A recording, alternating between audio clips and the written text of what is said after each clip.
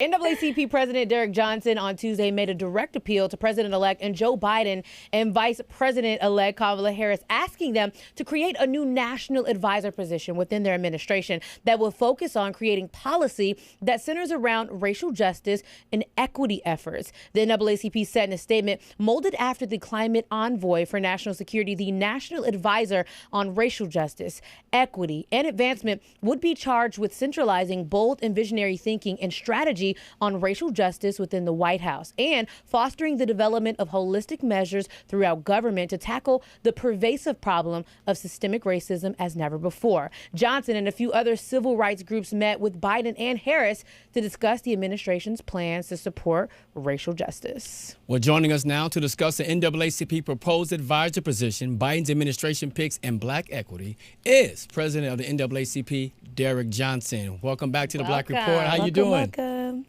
Doing good. Thank you for having me. We appreciate you taking the time out. Now, you met with the Biden administration yesterday. Can you tell us what other civil rights leaders were at the table?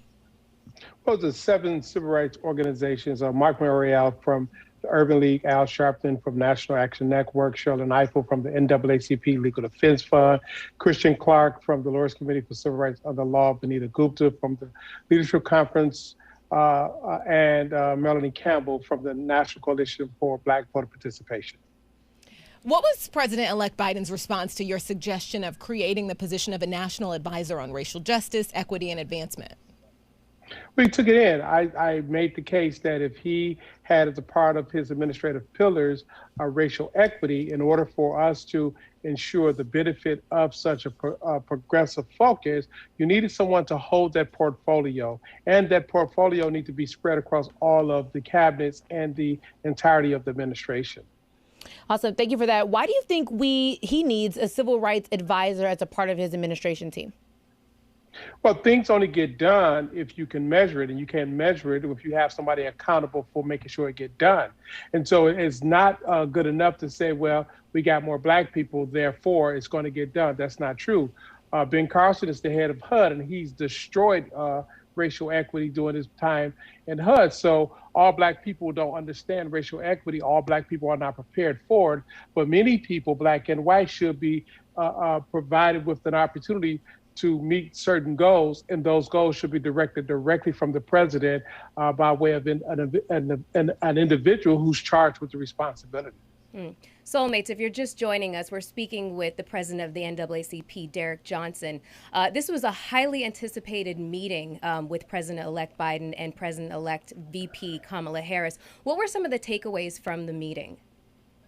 One, that we will have ongoing conversations. That it's important for African-American civil rights leaders to have input. We have to be respected not only for our output, the votes we turned out, we also have to be respected for the input so we can make sure the decisions reflect our needs and interests. Two, that many of the things that we were raising were things that he had on his radar, but we want to reinforce the necessity and the urgency of getting some of these things done, including the first 100 days. But then more importantly, to establish the presence of the African-American community within this administration in a way in which our groups as advocates will befriend this administration. We want to see it successful, but we have a role to play. So whenever we see it going off pace, we will raise questions. We will advocate. We're not here to give a rubber stamp.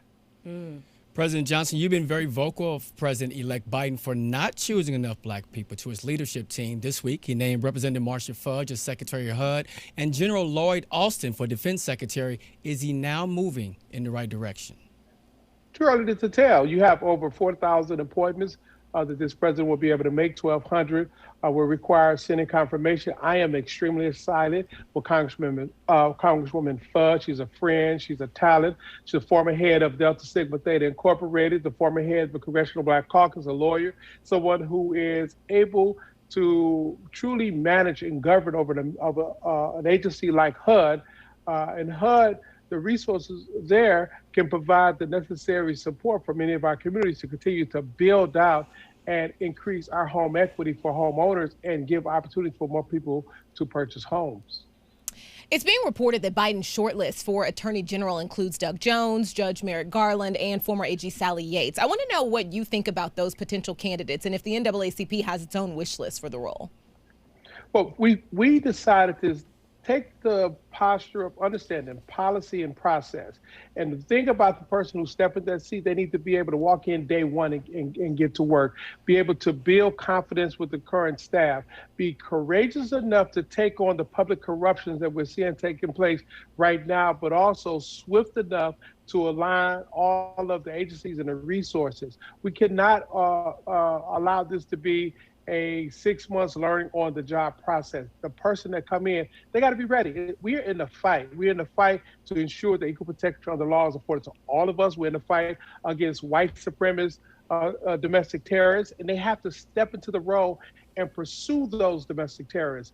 We cannot talk about the Taliban or anybody else abroad because the most aggressive terrorists on this planet as it relates to Americans are right here, and most of them are white men. We need someone who can walk in and address that.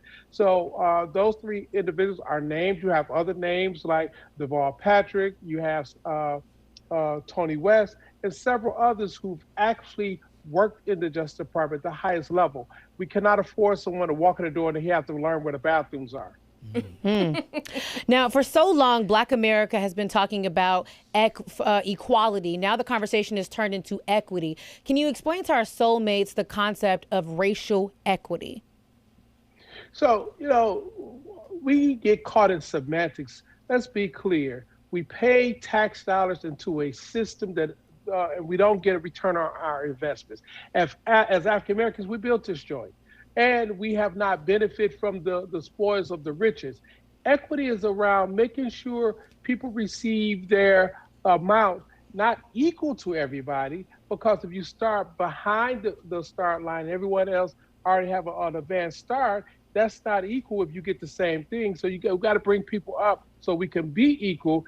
And that's the equitable amount that we need. Now we can start with equal amounts, if that makes sense. Mm-hmm. Mr. It's Johnson. been a long day. Oh, no, we saw you on CNN today. So you've been definitely making the rounds. A subject that has been, everybody is talking about it is California has a Senate seat that's up for grabs, which was held by VP-elect Kamala Harris. There's a push for Newsom to replace the seat with a Black woman, and we want to know what the NAACP's stance on that matter is. I know several well-qualified African-American women in the state of California. I like the concept of a Barbara Lee or Karen Bass, or you name the talented woman. I'm ashamed to say Black women are outperforming many in this country. And so we have the riches of abundance among talented Black women in California to be considered. I would hate to see that seat filled with someone that's not an African-American woman, because that representation in the Senate makes a big difference. Agreed.